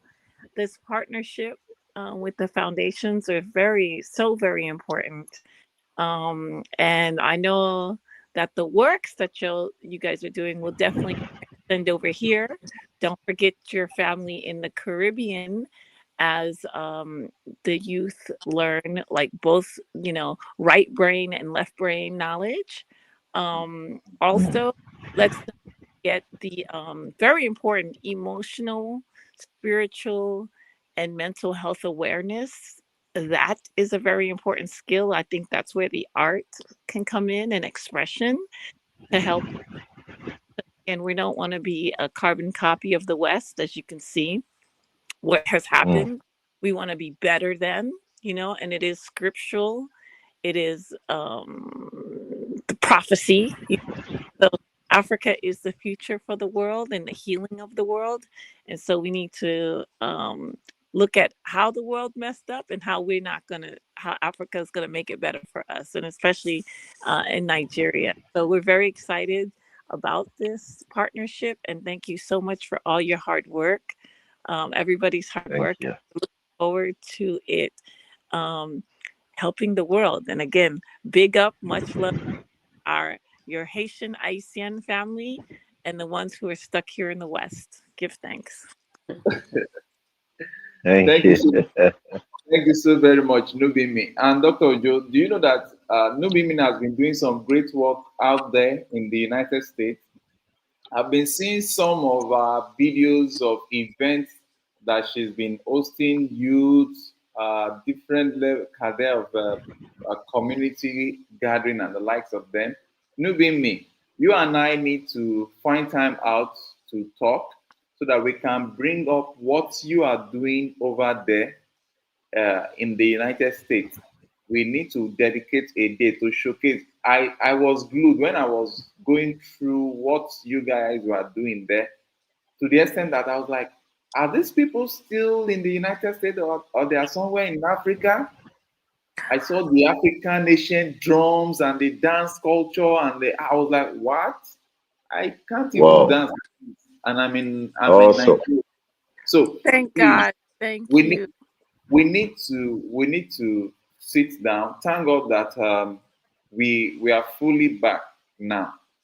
We need to dedicate a day to what you are doing, because that was how we saw what what's it called, Nehemiah's Foundation is doing, and the whole world needs to see what they are doing. You understand? So even you, what you are doing in the United States, please don't let it just be amidst your community there. Let us see, let the whole world see what you are doing. So we need to plan out time to showcase what you are doing. Thank you so very much, Nubin. Beautiful. Thank you All so the much. Nubi, me also, you can share when you're having your programs. If some of us are around, if we are around the neighborhood, or we can plan a vacation and show up. It's always possible, either physically or that's virtually great. or stuff like that. So share the dates and That's let great. us know when you're having those I, events. I could I could fly Thank down from you. Nigeria too. correct, correct. For the And and we actually have a podcast that we just, so I'm going to put that on the Facebook, so please follow us and see the beautiful work that our youth have been doing with the podcast. Thank you for the support, family. We'll do that, and keep us in prayer, keep our organization in prayer, and keep our participants and our volunteers in prayer. We thank you. okay, We'll do uh, that soon. before you go, Nubimi, since you are doing a podcast, let's see how, talk to your technical guys. Let's see how we can stream it as it's happening there on our platform as well. So We'll what you do. are, we want I, to join you live. We want to dance with you. We want to, whatever you are eating there, just know that we're going to eat it here too, because we know how to prepare all those things here in Africa. So give it, thanks. it's nice having you on ground. So we go over to Mr. Visionaire Ambassador Joseph. Thank you so much. I would just like to say that I've been so encouraged. Um, our entire team, represented by myself, Ms. Oluwakemi, Mr. Emmanuel, we are so encouraged. We've come a long way. I think I can categorically say that this is about the first time that we've had several collaborations and partnership, but they end up using my funds at the end of the day. They don't get to bring funds, and I mean they are huge projects, but it's okay. The United Nations, the what have you, but here, not having not received a dime in donations or support through the Cetros Foundation, I'm already very, very overwhelmed with appreciation for your platform and coming out to discuss this. When I see young people here who have been delinquent and they have been rascally, I just, you know, in sarcasm, tell them that you think this is hooliganism you are doing. Go and see how they do it, where they are really doing it. And I'm referring to the West. You go to a place like the United States, without this nonsense this guy do here, and I try to shame them to let them know that you don't even know how to be a hooligan. You don't know how to do organized crime, and that's the fact. I tell them go and watch. I tell them go and watch so and so film and see how they plan a bank robbery. See high tech process of robbing a bank, and you are just here shouting and And I say that because it is the fact, and how that is to our advantage is that what they think they are doing in the name of crime is child's play. So we can snatch them from their delinquency. We can, and we are doing that. We are really doing that. It takes a bit. And I have been, okay, I went to a place where they brought some boys to me and they said, sir, these are cult boys in a secondary school. I said, what? So when I turned, I saw about 12 of them. And I said, kneel down, because that's where it starts. In the military, they call it show of force. You have to show them that you have capacity to tame them. Otherwise, they may turn against you, even right there. Yeah. So I said, kneel down. They knelt down, but one of them said, no, I don't kneel down.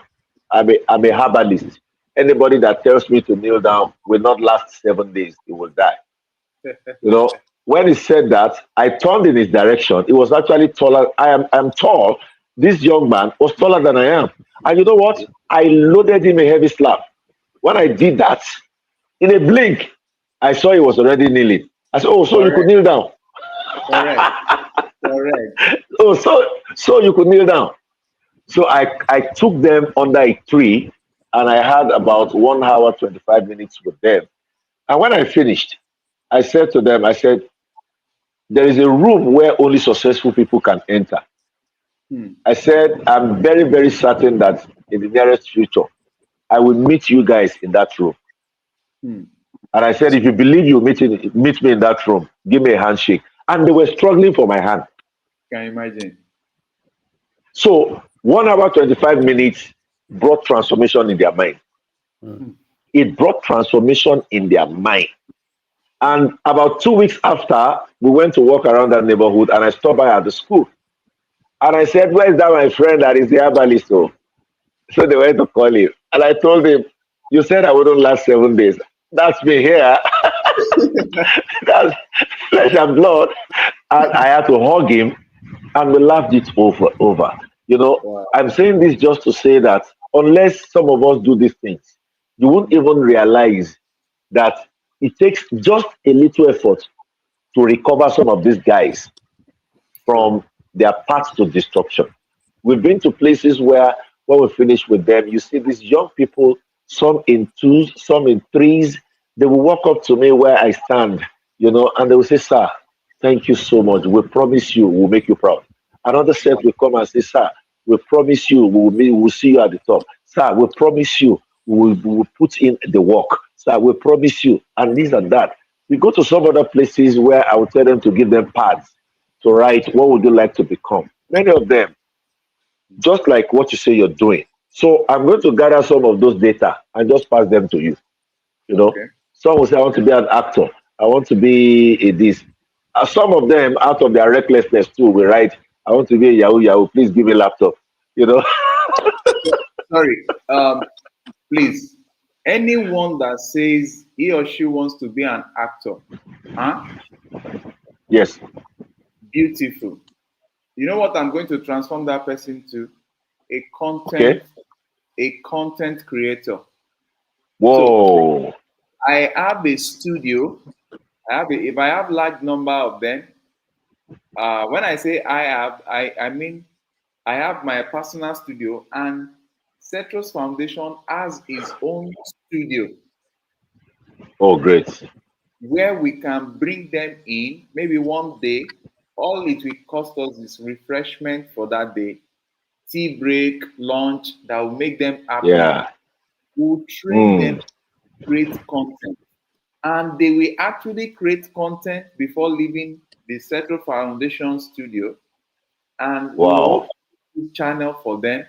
Let me tell you, once these youth discover that they can actually talk to the world instead of trying to defraud the world, they are thinking, it will shift. It will shift. They are thinking will change, and you'll be shocked. Yes. You'll be shocked. So please, I'm looking. Yes. Once you just please help us gather those data. Once they mention anything, what have you, we'll teach them how to script, how to do all those stuff. We brought in a veteran actor to come and train our youth right in the studio. I do acting too. I do acting. I have linked with a lot of the actors. So your hub can be a major hub where if I have to call any of them to come and So these children, let's just move them to you, and then you can guide them into the pathway to reach where they can become independent and they can actualize their vision. Right. Now let me shock you. Where I am, where you are seeing so, Yes. is the Settles Foundation studio. Oh, great. So Awesome. you can see the quality of the shots and The everything, ambience. Yeah, the ambience. Yeah. and I can see the aesthetics. is in a secluded estate, Oh, access great. access restricted estate. So some of the time when they just leave that their machine, that their rough zone, Yeah, and they that's true. come into a space like this, It and shifts their minds. so they begin to see that, oh, so we are just wasting our life with all this. If all these people that are coming to come and rescue us, they have this kind of plan for us, then we should have plan for ourselves. Right. So I think Mm. it's a good idea. It could be a project whereby some of those hooligans, some of those bad boys, or those students that are just wasting their time, uh, we can gather them, possibly bring them to the Settle studio. Some of the things that are doing negatively, we can create content from that, and they can act it out. And we can take it back to the school, whereby the school can play it to the entire school. And the Yes, whole essence of it is not just to focus on what the negative they are doing, but the conclusion. The conclusion of the acting should now be, you know, the what that kind of lifestyle should lead will lead to, and why it is important for them to have a turnaround and do the right thing so that they can end up this way. Like you said, they said they want to see you at the top and stuff like that. That could be the conclusion yes, or the yes. ending part of whatever story, right? So we just need to mentor them properly, engage their brain, using what they are doing wrongly now as a tool to mentor them, to show them a picture of what they should be doing and what they actually expected to achieve in the future. So and that would be a great lesson to others, because by the time every other person is watching it in the school, right? Maybe on one of the day when they are able to go to the hall and everybody's watching it, they'll be learning all kind of things, and then those lives will be changed. Those lives will be That's changed, true. right? So and You then we know, can you take know that to what, you know other what I schools. think we'll do, eh? One thing I want us to do, I've thought of it before, but I wanted to set it in motion about 2 years ago. But I think it's time for that now. I'm going to write to the ministry and ask them for approval to set up in all the schools what we call theater club.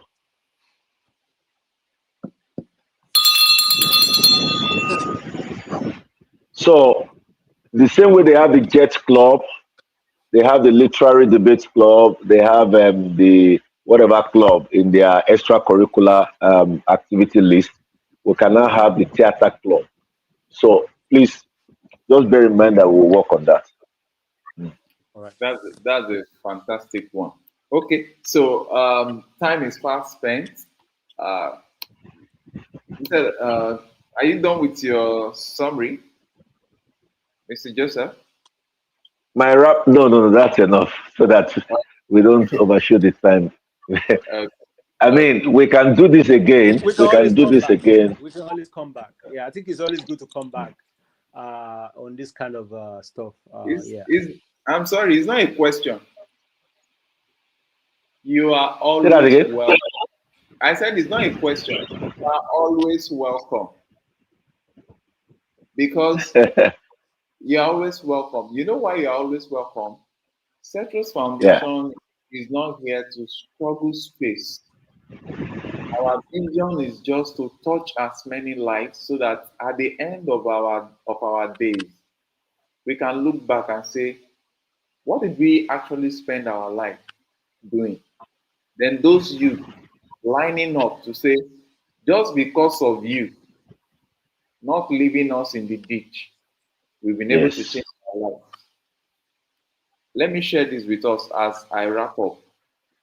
Several years ago, while I was in the HR of one of the topmost banks in this country, A young lady, poorly, let me just say, not necessarily poorly, but my standard of employment in the bank, she was poorly dressed. But to her, it was just modesty because she belongs to this particular faith that they don't like wearing jewelries and all the like. And some of my colleagues turned her down. They did not Mm. even they did not even assess her capacity. And lo and behold, I asked her one question and she was able to answer. She was like, please, I should help her. And by the time I was done, I said, this girl is brilliant. I went there, I said, you won't tell me that because this girl is not putting on jewelry and all the likes and she's dressed shabbily, we should let her go. I made sure we conducted interview for that young lady. You know, as we speak, during the lockdown, I went to a particular bank. Lo and behold, the queue was much, but somebody just walked up and screamed when she saw me. She pulled me out of that crowd and collected my checkbook.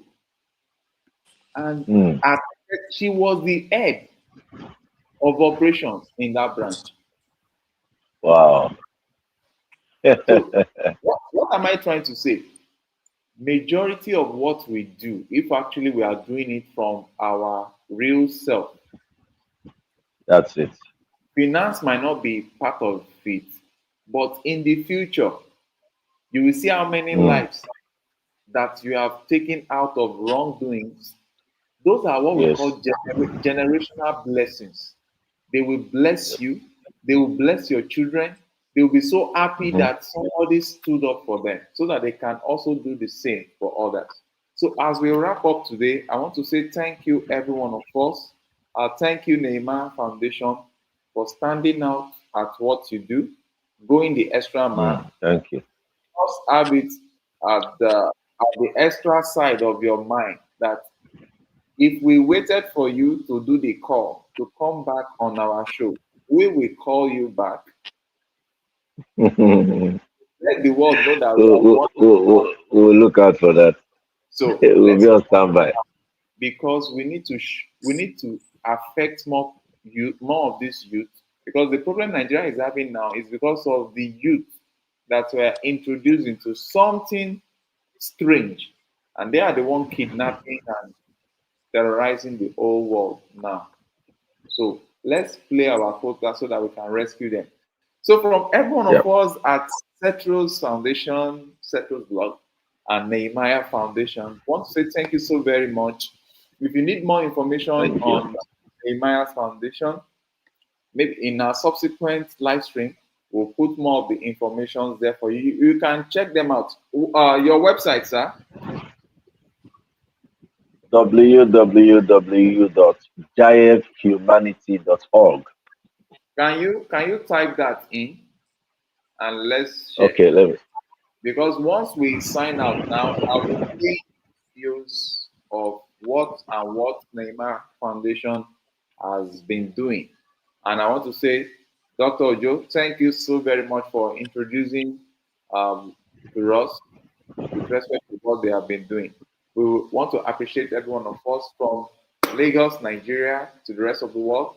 We want to say thank you so very much. Have a great day. If you have any question, query, type it in the comment section. Don't forget to give this video a like, share with your friends so that more people can see this. And if you have any youth out there that is in need of training in craft, don't Okay. let us have them and we'll see what we can do to assist them to put a smile on their faces. Thank you so very much. From us, we all say bye bye. Dr. Oluwakemi, Dr. Ojo, Dr. bye Kemi, bye. hope you have a good one. Thank you, Akemi. Bye, everyone. Wish you Thank all the Uh, best. you. If you have any Thank uh, you. Thank consultations, you. Okay, bye Thank please you. bye. get some help. Blessings, everyone. Looking forward to working with you guys. Thank All you. right. Bye. Okay, Mana Santi.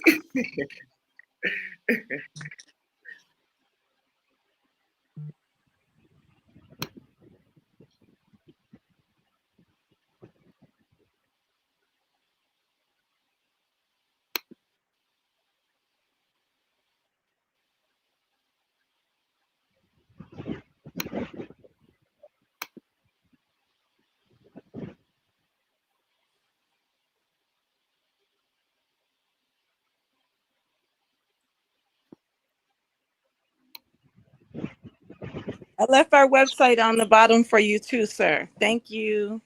Okay, I so just I okay, just saw that now. I just saw that now. Give okay, thanks. Thank you. okay. Yeah, Game Anthony.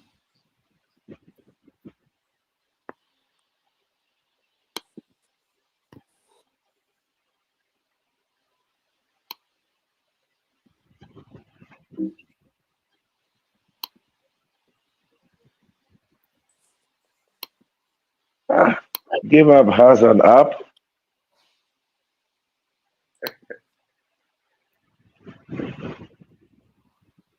Really?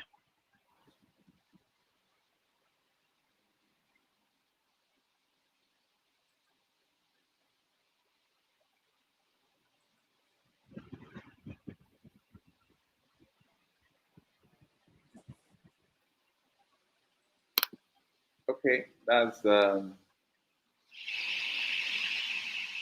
website for Nehemiah's Foundation. So I'm putting up the website for Game Anthony.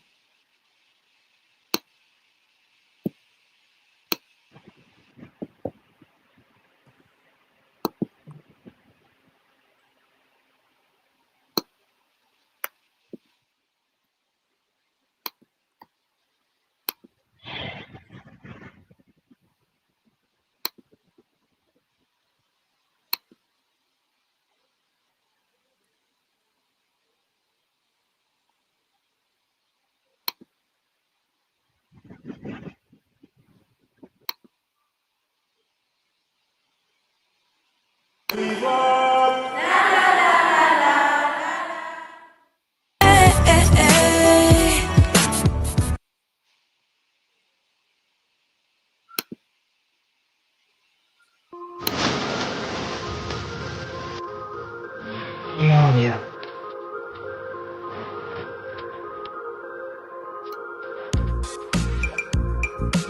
Months after the successful conclusion of the inter-secondary school debate themed The Power of the Mind, a special ceremony was held to celebrate outstanding achievements and recognize those who contributed significantly to the success of the event. This gathering reaffirmed the commitment of organizers and stakeholders to promote academic excellence and youth empowerment. It's a landmark event which was done out of absolute intention. One, to encourage this young generation to know that there is value in doing what is right, and particularly to let them understand that at this stage of their lives, what should matter to them most is their education, and to make them understand also that there is a lot that they have locked up inside of them that they need to explore to bring out the best in them. As part of the prize for literary excellence, certificates were presented to outstanding students, while teachers and district officers under District 1 of the Lagos State Ministry of Education received certificates of recognition and honor for their dedication to academic excellence and mentorship.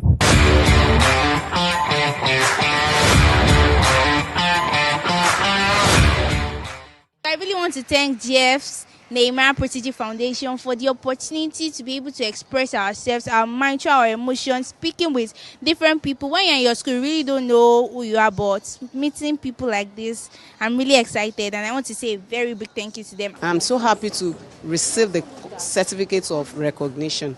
I'm also the mentorship program that is promised to our students. It is a very, very good step.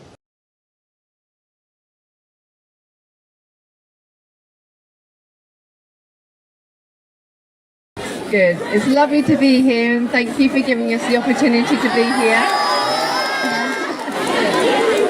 It's lovely to see all your beautiful faces. Oh, okay, can you hear me? It's lovely to see all your beautiful faces in front of me. And thank you to the principals for giving this opportunity to us. Okay, thank you for letting us be here to talk. It's a great honour and privilege for me to be here to speak in front of all of you today. Thank you for coming and attending. We won't keep you too long, but I just want to say, I'm Charlotte Ward. I'm the director of Recycle Bikes for Africa, based in the UK, and it's a great pleasure to be able to be working now with the GRA Foundation and be able to be sending bikes to Nigeria to be able to support students like yourselves, to give you hopefully better opportunities. As I say, I see in front of me lots of doctors, lots of nurses, lots of engineers. Where are you? Where are you, all of the people? Yeah? So you've all got great opportunities. You need to be able to grab that and take it and move forward, and hopefully by having access to a bicycle for those who need it most, we'll be able to enable you to get to school, to get here on time, to get a good education, to learn, to understand, to educate, and to then go on to have a great future ahead of you. So I'm really happy to be here, to be working. I say we've got the first container of bicycles coming out now. It's arrived in the port. We've got 500 bicycles on that container. And some of those bicycles will be coming to yourselves to help you.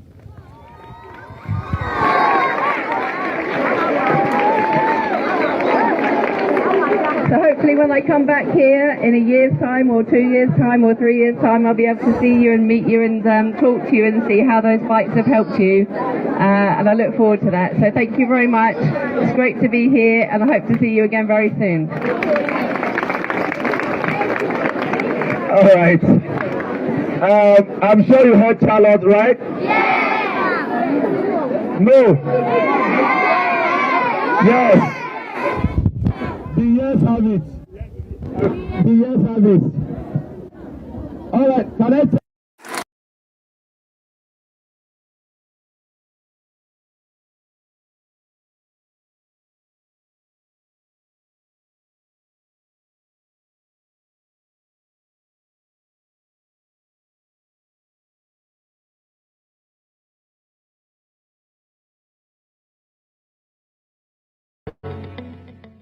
In a bid to motivate students and encourage them to strive for academic excellence, the Nehemiah Protege Foundation has taken the responsibility of organizing inter-secondary school debates annually. This year's edition has its theme, The Power of the Mind. The organizers, Joseph Adewale Youth Empowerment and Nehemiah Protege Foundation, says about 12 schools successfully participated in the competition. With this competition among schools, it's a time to make them to bring out their worth. The pursuit of us by this generation should not be guided by ethical principles, but whatever it takes to succeed. Now, the pursuit of us simply means the act of striving to acquire money, assets, or prosperity, while ethical principles and moral values, honesty, respect, fairness, that guide our actions and decisions. Are we animals? Which life are we living? I still stand firm on my argument that the pursuit of wealth should be guided by our ethical principles. I hope I've been able to drive it through the sea of wisdom, that the pursuit of our wealth should be guided by our ethical principles. I take my vow. Thank you. The event is also aimed at cultivating confidence, enhancement of public speaking skills, foster healthy competition, encourage research, and instill a sense of self-worth in public school students. From the feedback we got, we saw that there's a lot of potential amongst our children that are still hidden. And we felt that let's provide a platform through which they'll be able to exhibit their talent. I believe that you should have confidence in yourself. Be bold, be brave, and you can do anything you want to do. Started as a small fellowship. When I say fellowship, I mean we bring young people together, youth, teenagers, and we have a kind of a boot camp for them where we talk to them about the things that matters. I think the organizer really did a very good job educating and impacting the teenagers, the students through debates, and also trying to bring out the best in them through public speaking. And the winner is Girls Junior High School!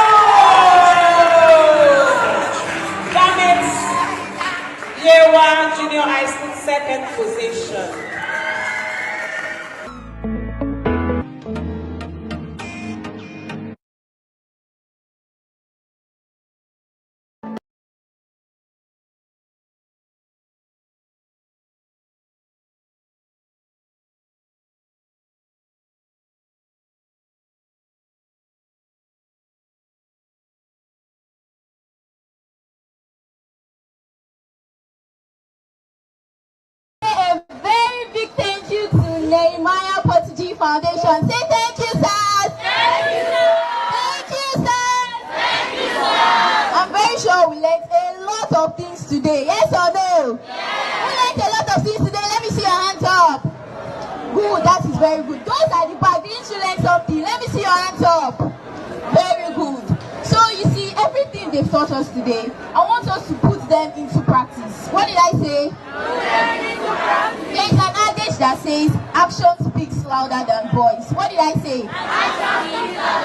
Everybody's here today. I am not the one. Let's take it into practice. We said something about examination malpractice, that we won't be involved in examination malpractice. Okay, today we are going to write our first periodic test.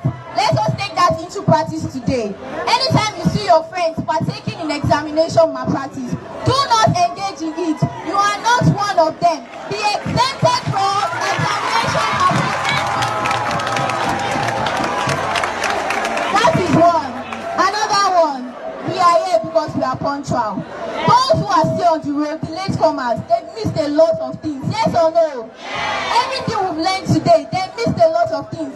By the time you are narrating what you've learned to them today, it won't be as the way he said it. Yes or no? There is going to be this ginger, the thing you've got from him. When you are narrating it to your friends, it's not going to be like that. So we learn to come to school. Learn to come to school. We are not just going to learn to come. We are not just going to say we are going to come to school early, but we are going to practice it. We are going to practice it. We are going to practice it. We are going to put it into action. We are going to put it into action. My chemistry teacher is always complaining about guys that has long time. She usually say this thing. When you go to a hospital,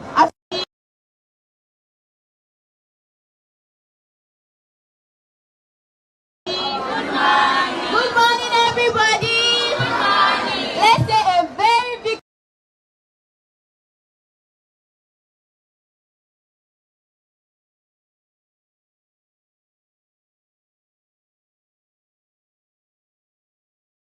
to Mr. Mustafa Adinoyi Sulaiman, also known as Musti Adinoyi, CEO of Emrose Adinoyi Production, in acknowledgement of his philanthropic service and contributions to humanity. This certificate is proudly presented to Musti Adinoyi in recognition of your contribution to the advancement of humanity and for your philanthropic service to the nation through the many lives that has been raised by your hands. Given this 26th day of September 2025.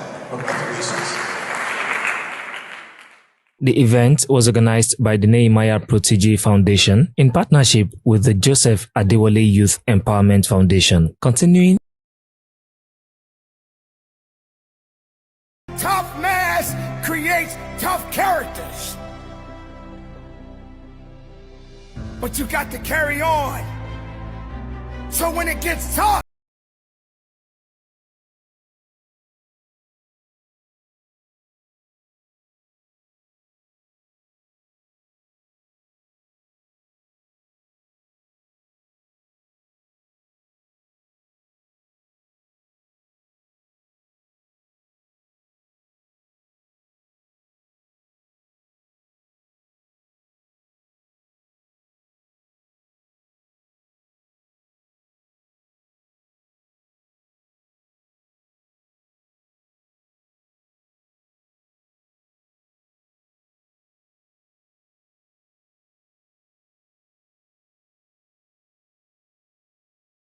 with a pure heart.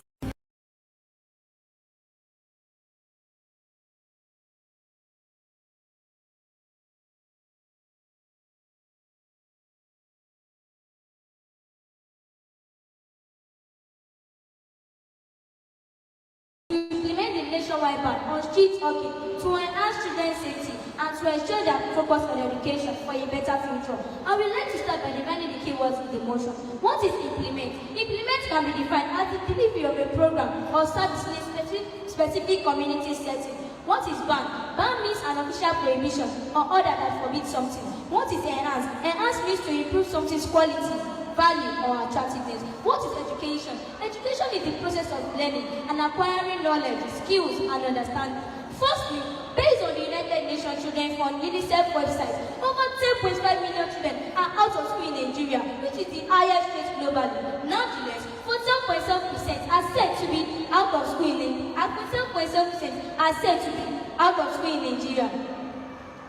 Nonetheless, 14.7% are said to be girls aged 5 to 14 and have never set foot in school. Rather, they engage in hockey. Though the country is experiencing a deficit in educational infrastructure, other parents, particularly the northern region, prefer their children to engage in hockey rather than being in school. Secondly, the opposite behaviors of some parents have shown and exposed children's life to jeopardy. Undoubtedly, street hockey has humongous implications for children's physical and emotional well-being. It has, however, exposed them to sexual abuse, deaths, malnourishment, vehicle accidents, drug and substance abuse, prostitution, and so on. Arguments for banning street hockey. 1. Safety concern. Street hockey can pose significant risks to both hawkers and motorists. The presence of vendors on busy road can cause accidents and at times lead to death. Better alternative for banning street hockey in Nigeria. Training and education. Offer training program for street hawkers. Training and education. Offer training program for street hawkers on business management, food safety, and customer service to improve the quality of their offering and to enhance their business skills. In other words, on the commemoration of the World Women's Day, I want to implore as well as draw the attention of the federal government to the need to implement the act prohibiting children hockey and start of efforts to bring an end against violence in Nigeria. Nigeria is a signatory to the 1989 United Nations on the right of the child, which was established to protect children from any activity which negatively affect their health. Importance